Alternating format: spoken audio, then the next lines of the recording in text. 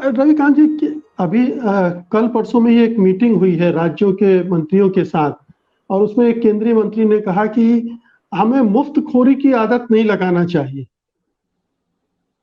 क्या एक समस्या से जूझ रहे, गरीबी से जूझ रहे, बेरोजगारी से जूझ रहे, मतलब जिनके जीवन को संकट है था, खासतौर से कोरोना काल में, उनको अगर किसी तरह की मदद दी गई है, जो कि दी जानी चाहिए किसी भी कल्याणकारी राज्य में, उसके लिए मुफ्तखोरी की आदत का शब्द इस्तेमाल किया जा रहा है। इसे इसे ये क्या मानसिकता दिखाता है इस सरकार की, उस मंत्री? देखिए, मानसिकता वही है जिसकी तरफ इशारा किया है शीतल जी ने कि अभी तो अच्छे दिन का टैक्स लग गया है अनाज पर भी और आपके दही पर भी। तो इसको तो मुझे लगता है कि सोशल मीडिया पर चल रहा है कि ये अच्छे दिन का टैक्स है, तो ये चल रहा है। मुफ्तखोरी की जो आदत है वो डाली किसने है? पहली बार जब मोदी जी आए थे माने प्रधानमंत्री बनने के लिए, तो 15 लाख देने का वादा किसने किया था मुफ्त में? वो तो उन्होंने ही शुरू किया था। और उसके बाद जो और उनके वादे थे, मुझे लगता है कि वो बेहतर वादे थे। 2 करोड़ नौकरियां हम देंगे हर साल, और अच्छे दिन आएंगे, देश में आपका गरीबी खत्म हो जाएगी, भ्रष्टाचार दूर हो जाएगा, और लोग लाइन लगाए होंगे विदेश के कि भारत में आए। और अभी जो रिपोर्ट आ रही है कि 3 साल में करीब 4 लाख लोग भारत की नागरिकता छोड़ चुके हैं। तो ये सारे ऐलान तो मोदी जी ने ही किए थे। और अब जो स्थितियां हैं, जो प्रोफेसर मेहरोत्रा साहब ने बताया कि जो अनाज था उसे आपने खपाया, और गरीब किसने बनाया, बेरोजगार किसने बनाया? मोदी जी कहते थे कि साहब सबसे युवा देश है। उस युवा देश के हाथ में अगर रोजगार होता तो ये देश कहां पहुंच गया होता। आज जो इकोनॉमी जहां पहुंच गई है वो मुझे लगता है कि तीसरे चौथे स्थान पर होती, हम और तरक्की कर रहे होते। लेकिन 84% लोगों ने कहा कि उनकी आमदनी घट गई। अरबपतियों की संख्या 102 से 142 हो गई।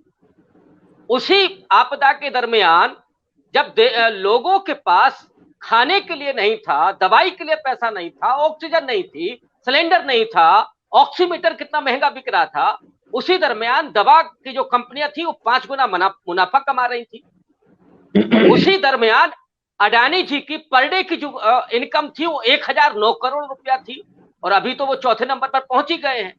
तो वो तो मुफ्त व्यापारी की है ना, जो बांटने का है, उन्होंने अपने कुशलता से अर्जित की है वो संपत्ति।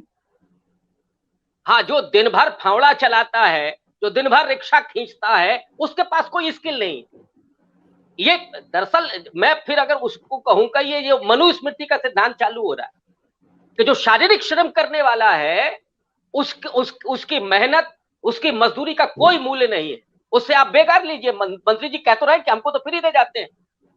तो ये बेगार जो सिस्टम आप लागू कर रहे हैं, और ये सीधे तौर पर एक परियोजना के तौर पर चल रहा है कि इस देश के दलितों को, इस देश के मुसलमानों को आर्थिक रूप से कमजोर कर दिया जाए। एक बड़ा मजेदार और बहुत चिंताजनक मैं आपको किस्सा बताता हूं। जितनी भी गिरफ्तारियां हो रही हैं किसी भी, अब वो उसमें अपराध भी होता है, लेकिन गिरफ्तारियां जिस ढंग से होती हैं, 4 लोगों ने अपराध किया होता है, 25 की गिरफ्तारियां होती है, फिर इनसे मोटी रकम लेकर के इनको छोड़ा जाता है। और एक सज्जन जो पुलिस में हैं, उन्होंने तो बाकायदा ये कहा कि इतना लीजिए कि उसका घर बिक जाए, मजदूरी कौन करेगा हमारे घरों में आकर के।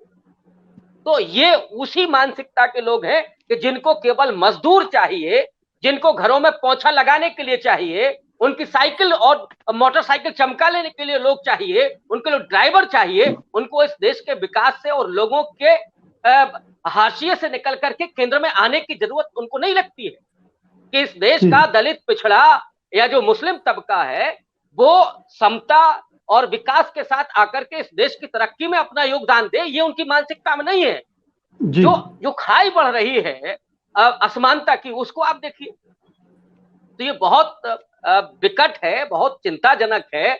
और सबसे बड़ी बात है कि सरकार भी इस पर ध्यान नहीं दे रही है, या सरकार उसमें शामिल है। सीधे तौर पर ये कहें कि अडानी सीधे जो कर रहे हैं या जो अरबपति बढ़ रहे हैं और लोग गरीब हो रहे हैं। सत्य हिंदी का ऐप डाउनलोड करें गूगल प्ले स्टोर पर।